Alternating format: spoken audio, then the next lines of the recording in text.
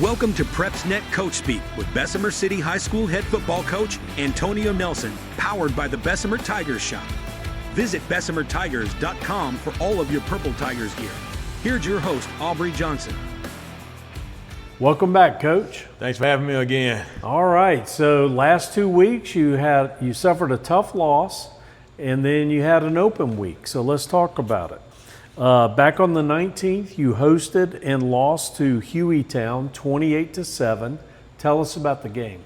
That game right there, first of all, we lost a quarterback for the year. Oh, no. First 6 plays in.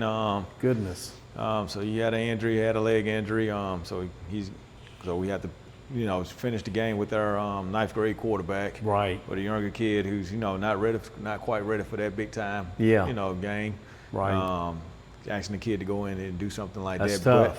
But the good thing about it, though, he held his own. He did some really good things, made some really good throws. But at the end of the day, you got somebody, a veteran, like a quarterback goes down, that kind of takes a little bit out your game plan, and you have to really go evaluating, try to get him going. And also, too, you have the factors of the nature of the game, how big it is, because that's a big rivalry for us. Yes, sir. That's a big stage for a young kid. It's a big stage for a young kid to go out and try to go out and perform, which he did a really good job of handling it early. Early you kind of tell that, he was kind of like rattled. Then after he started to settle in, he started to play. But outside of that, going forward, we just made too many mistakes in that ball game. Okay. And when you make those type of mistakes, it's hard to beat a good football team like Hueytown. Who's constantly in the playoff, who's constantly in the third and fourth round of the playoffs each year, just about. So we just made too many mistakes. We had a punt blocked that they capitalized off of, and then we had a blown coverage going into the, going right into the, for their first touchdown. Then going into the halftime, we had a. It was a weird call on punt. Okay. They did a fake punt. Oh. And the punter threw the ball down the field, but from some odd reason, keep looking at film. Both of us keep getting the clamps out. But anyway, an eligible man caught the football and they had linemen downfield, and the referees missed it, and they kind of missed that play right there, and they capitalized off of that too as well. They scored the next 2 plays later. They scored a touchdown going right before the half. Instead of going in the half 7-0, they go in the half 14-0. Right. Which put you at a big deficit because you're playing with a younger kid. Going forward. So go back out, and we made some big mistakes on punt return team. Ball touch a kid and they got on it. They capitalized off of that as well, So when you look at it, throughout the night, we just kept shooting ourselves in the foot over and over and over, and couldn't get no footing, couldn't get anything going offensively. We couldn't get anything defensively. Played pretty well, but special teams, it kind of hurt us a whole lot on the special teams, and some missed calls here and there and all that good stuff. But not making anything about the missed calls and that stuff. But we just got to play more. We just got to play a more complete football game in those type of environments, and not let the factors determine how we go out and compete on each play. Yeah. So overall, I think that we learned from it. We did. The kids kind of, we took them going to our off week, and we kind of, worked out some things that we need to work out and get better in what we're trying to do. Good. So I'm curious, what did you tell the players after the game? I just talked to them, we talked about just you can't make those type of mistakes in a big ball game. In those games right there, you have to, you have to play a complete football game. It's never going to be perfect, but you got to play complete football, and we can't have punt blocks. We can't have turnovers, unnecessary turnovers on sudden changes, and give them short fields to work with. And I think Hueytown, they had a lot of short field to work from because off of our mistakes, our inflicted wounds, and what we was doing. Not taking nothing away from them. They're a good football team, and also too, their quarterback did a really good job of completing the passes that he needed to complete because we were blowing coverages. Right. Okay.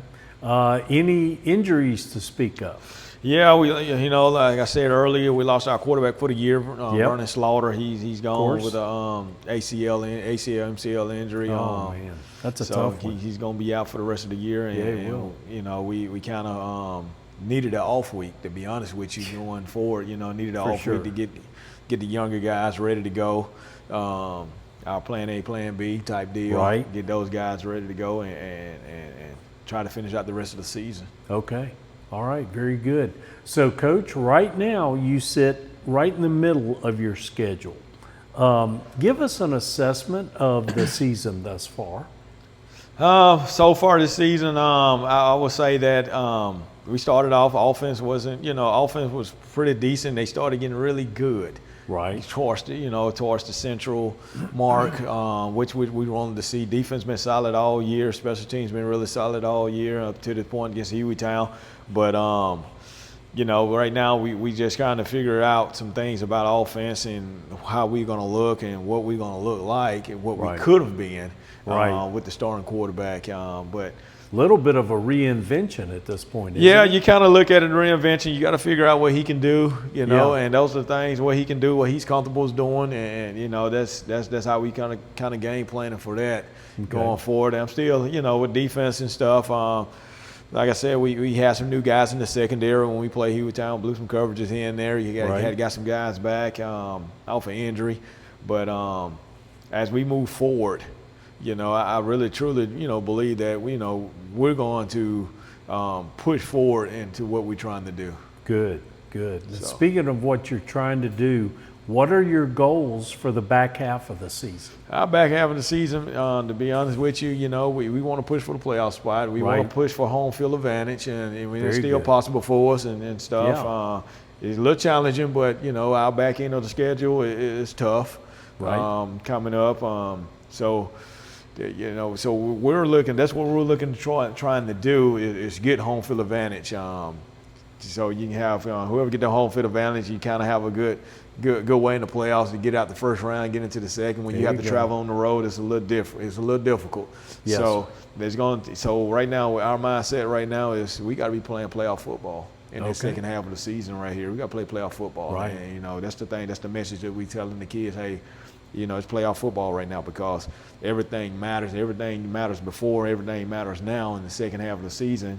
You don't want to be thinking playoff in the playoff. You want to be thinking championship football in the playoffs. Correct. That's the way you want to play going forward. So that's the mindset that we're taking. That's the message that we're sending to the players. Okay. So this Friday you travel to Paul Bryant. Coach, right now they're 0-5. For the season. So they're having a rough season. Does that make it necessarily an easy game for you? No games are easy. Every game you have to prepare for it each and every week. They're in our region. You have to go play. Right. Nothing easy about it. So right now they're having a rough season. Not saying that, when I see on film, they're getting better each and every week. Right. Every time I look up, turn the film on, and just scouting from, week 1 all the way down to week 5 and when they played last week, they're getting better each and every week. Right. No, we got to go play. We got to play superb, and that's the thing that I want to look and see from our guys when we go play.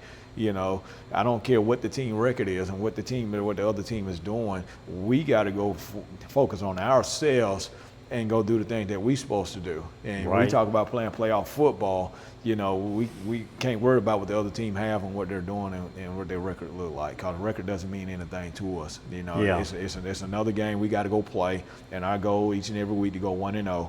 Sure. So that's one of our goals. Okay. All right. So oddly enough, you have another open week coming up after that, and then you've got 3 more games. It's hard to believe you're basically looking towards the end of the schedule at that point, right, Coach? Right. Got another off week. We're approaching it.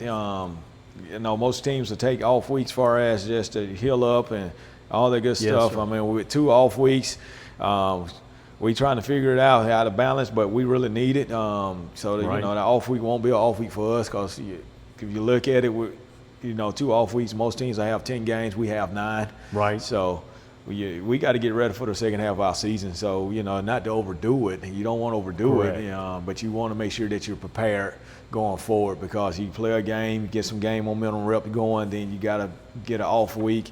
It's just how you're attacking it, how you approach it. And I think our guys have approached the off weeks very well this first off week. So good. Excited to see. So they seem like they're all locked in and ready to go. Okay, fantastic. Well, Coach, that's our show. We appreciate your time. And as always, we appreciate yours.